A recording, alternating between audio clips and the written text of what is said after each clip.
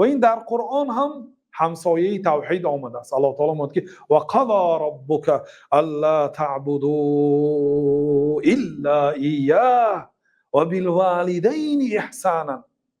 و پروردگار تو امر کرد، حکم کرد، فرمان داد که الا تعبدوا الا ایاه، غیر الله دیگر کسی و چیزی رو پرستش نکنید، در پیش کسی سری تعظیم نبیارید.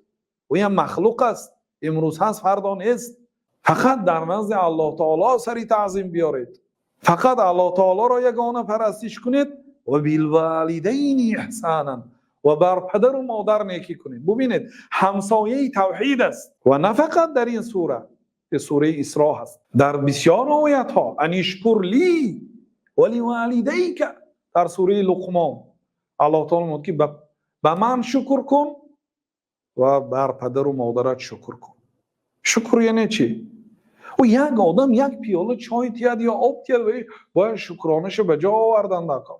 لا یشکر الله من لا یشکر الناس. شکر الله تعالی را هیچگاه به جا آورده نمیتواند اون آدمی که او شکری مردم به جا آورده است. ما وظیفه دار هستیم که اون آدمی که یک مراتبه برای ما نیکی کرده شکری او به جا بیاریم. الله تعالی میگه ان اشکر لی، شکری مرا به جا بیار، ولی والدیک، شکری پدر و مادرت را کن.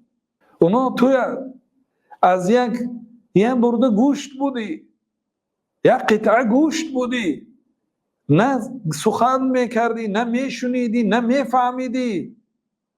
والله اخرجکم من بطون امهاتکم لا تعلمون شیئا.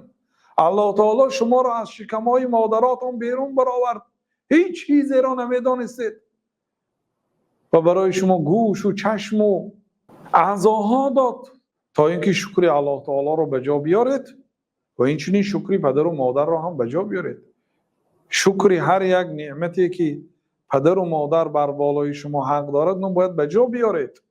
این حق الله تعالی را ببینید با حق از مخلوق ها، حق پدر و مادر را الله تعالی همسایه حق الله تعالی ذکر کرده در قرآن کریم.